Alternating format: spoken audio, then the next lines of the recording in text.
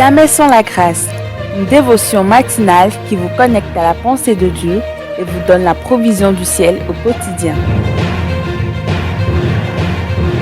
Bonjour chers amis, chers internautes, nouvelle journée, nouvelle provision, bienvenue dans cette nouvelle dévotion du jour. Père, je te bénis, je te rends grâce pour ce matin, pour ce nouveau jour. Viens nous communiquer encore ta fraîcheur, peu importe ce qui nous attend aujourd'hui, tu nous as déjà dévancé et cette journée est remplie de ta provision. Amen. Alors, chers amis, j'espère que vous aviez passé un bon week-end. De mon côté, ça va, je rends grâce. Merci pour vos prières, pour vos soutiens multiformes également. Et pendant ce week-end, j'avais reçu pas mal de questions, de commentaires à Inbox. Et si je peux résumer tout ça en une dévotion ce matin, parce que ça m'a tellement fait du bien.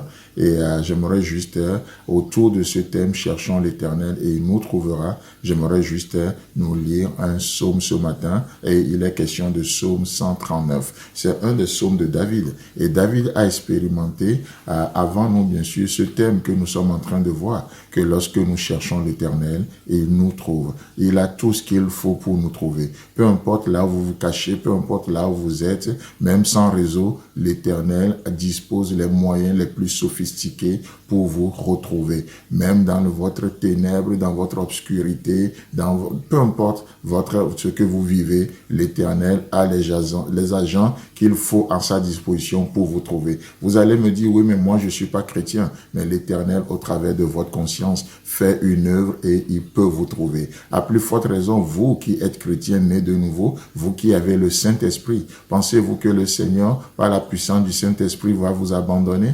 Non, c'est ce que David a expérimenté. Et dans ce psaume 139, à partir du verset 6, le verset 6, il nous dit, « Une science aussi merveilleuse est au-dessus de ma portée. Elle est trop élevée pour que je puisse la saisir. » Vous savez, devant la grandeur de ce que Dieu fait, nous sommes éblouis. Nous n'avons souvent pas de réponse. Vous savez, si je vous pose la question ce matin, pourquoi Dieu t'aime comme il t'aime?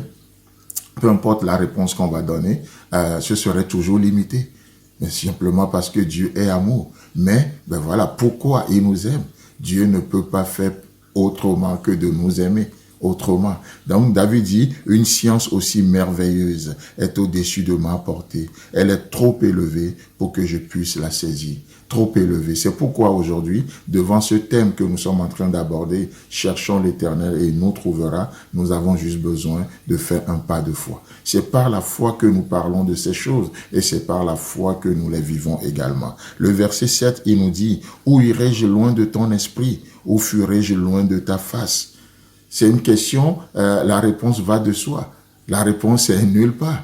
Où fuirai-je loin de l'esprit de Dieu omniscient, ce Dieu qui connaît tout? Où fuirai-je loin de son esprit? Où irai-je loin de ta face? Où irai-je loin de la face de Dieu omniprésent? Celui qui est au nord celui qui est au nord et au sud à la fois, celui qui est à l'est, à l'ouest à la fois, celui qui est partout parce qu'il est le Dieu de l'espace.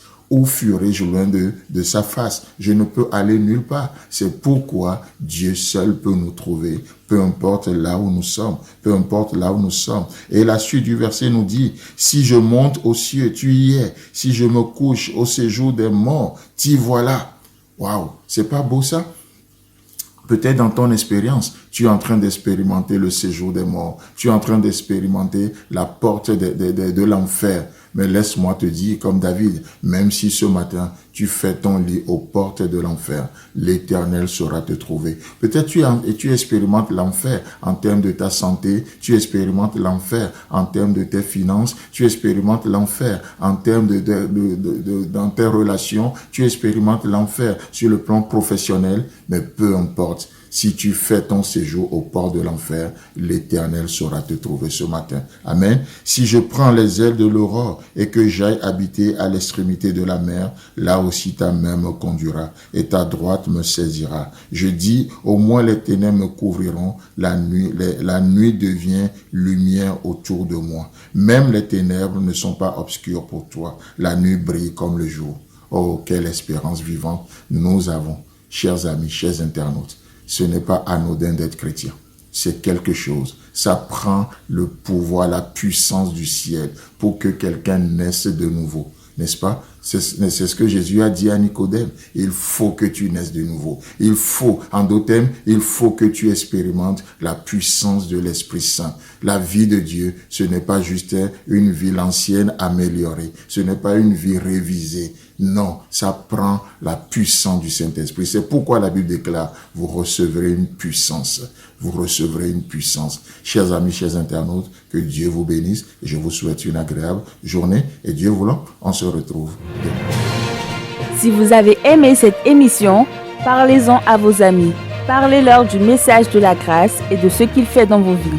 Pour un sujet de prière, une question ou pour devenir partenaire, contactez-nous au 00229 94 75 80 20. Que Dieu vous bénisse et à la prochaine. En attendant, pensez avec Dieu.